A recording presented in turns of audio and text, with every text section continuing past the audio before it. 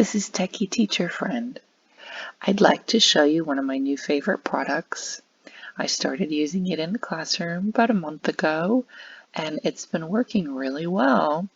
And I can use it for students that are in the classroom and for students that are learning from home. I'm going to go to my Google Drive because this is a Google product. I'm already logged in.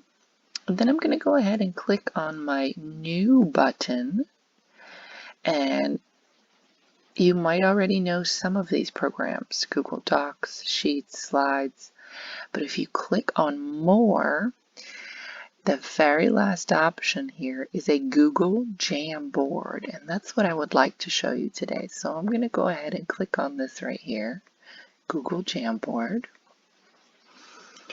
and it pulls up a blank Jam.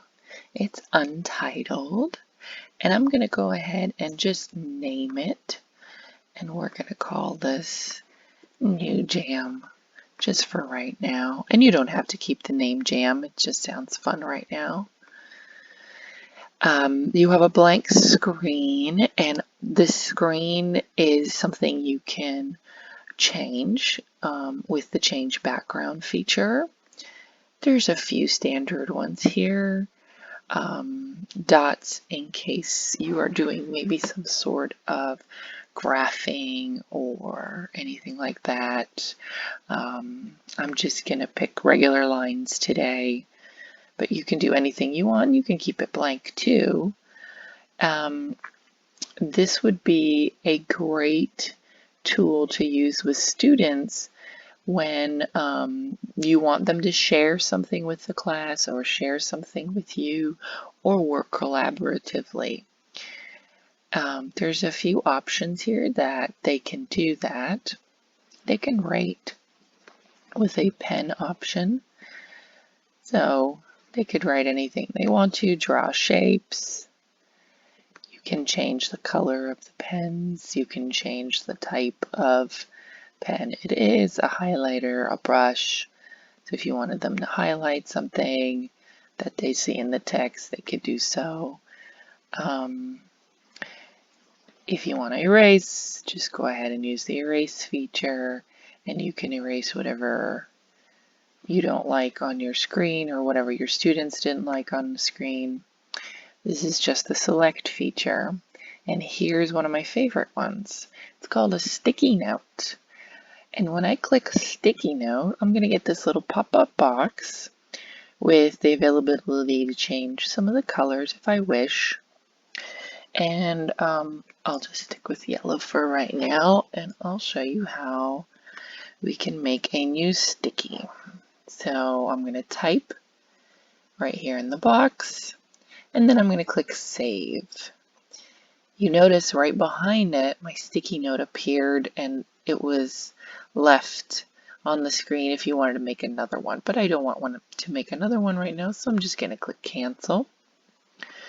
And there's our sticky note. And I've used this feature to have students collaborate together, and I'm going to show you 3 different ways that they've collaborated in class. This sticky note can become bigger or smaller.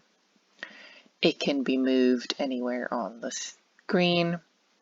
You can rotate it if you wish. You can edit it, you can duplicate it, you can delete it even. Those are all options. So I'm going to go ahead and leave it right there. One more option is called just adding an image. I might ask my students a question and say, you can answer with an image. So if I click image, I have the availability to upload, do a Google image search, find a Google Drive photo, regular photos off my computer. But this is the quickest way, a Google image search. And you can have them search for whatever they need for the class itself. So for example, let's say we will search for a sunshine. If I ask them, how are you feeling today? And maybe they want to show me they're feeling happy with a sunshine, you would click the image you like, you would click select. And much like the sticky note, it has the same options where you can change the size, you can rotate, you can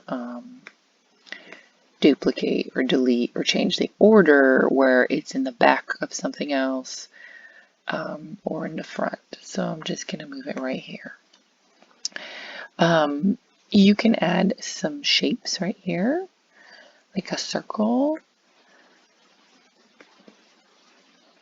If you want to annotate something or add something else of your own besides a sticky. And finally, there is a regular old text box feature here. If I want to make the text box bigger or smaller, I can change the style, I can change the text color, the alignment, and I'm just going to go ahead and move it here, and maybe we make it a slightly larger feature, and we're going to make it a little bit bigger, and maybe we do another hello. They're friends. And this one laser feature you can use also if you wanted to point out something to your class when you are showing this Jamboard in class or digitally. These are all the features. This is important. The very last step is to make sure that your students are able to see this and collaborate. So you want to click the share button and you want to change the restrictions on this. So if you click change to anyone with the link, that lets anyone with the link view it. But what's important is you'd really want your students to be able to edit it, so you change it to editor.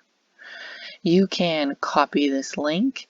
You can post it to your Google Classroom if you use Google Classroom. You can post it to your Canvas or any other learning system that you happen to be using. A few options also is this shows you the frames that you are currently on or have in your Jamboard. And if you just click the create a frame option right here, this little arrow, you get one more blank frame. You can do it again. You can get another one and add to it. So now you notice we have 1, 2, 3 frames that we can use. You can scroll between them like that, or you can scroll with these arrows. If you like your Jamboard and you want to do a copy of it, you can always click the 3 little dots, find your menu where you can make a copy of it. You can save this image as a frame. This frame as an image, sorry. You can download it, you can rename it, you can do all sorts of things here.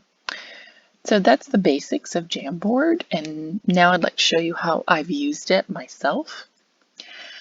So one of the things that I loved about it is that I used it as a collaborative note-taking way.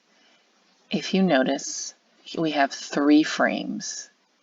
On this first frame, I asked my students, and I put a little sticky note here, if they can find a picture of a famous entrepreneur. Because this was our topic of the day. Entrepreneur was the word. Can you find a famous entrepreneur? And everybody started collaborating, adding their pictures, and they filled up the whole page. I did show them an example of how to add an image at this time. On the next page, or on the next frame, I set it up with a picture that I took from one of my other Google Slides that I already had used as notes, and I wanted to be able to point things out to my students about what an entrepreneur does, and I used the pen feature And as I spoke and as I projected on the board and as I projected on my video chat, I used it to point out certain parts of my notes about the definitions and things like that. I also did use the laser feature and go over anything I might have said and kind of point out where I was talking about certain things. And finally, once the students understood the concept of the term, we went one step further, and I ahead of time created this sort of split screen into 4 sections, and I labeled them each with the parts of the definitions that we had just talked about. And they said, now please go ahead and you find an image that will show what land is, what labor is, what capital is, what entrepreneurship is.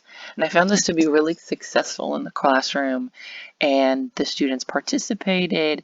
And then when they were all done, what I did was I clicked on the share option, and instead of anybody with the link can edit it, I made sure I put it back to viewer so the students couldn't at any point change anything that had been done at that point, and they could use this for notes and a resource.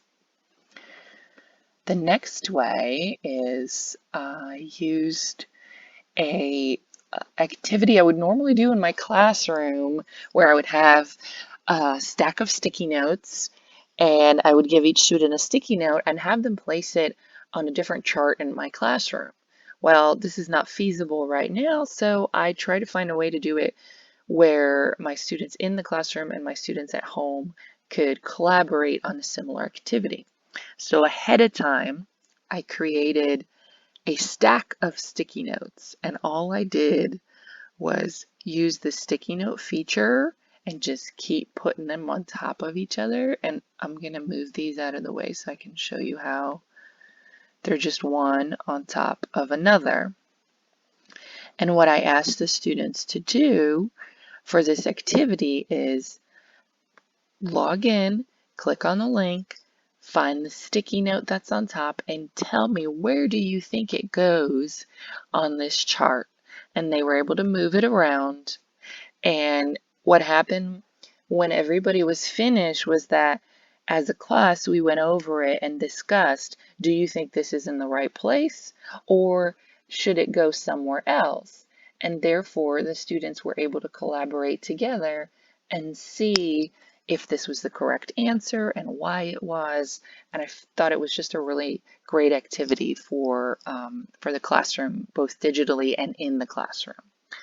And one final fun thing I've done with my students, because sometimes you just have to have a little fun, is I ask them a Fun Friday question. And so one of my questions was, what's your favorite movie? And the students love this.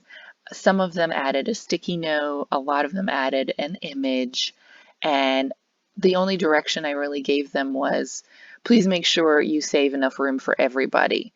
And they did a pretty good job about that. And they would, if they saw somebody put an image somewhere, and they would move it around and make room for other students. I just thought that was a really fun way to have them interact with each other and enjoy a Jamboard. Well, friends, I hope you enjoyed this little tutorial about my new favorite feature on Google called Google Jamboard.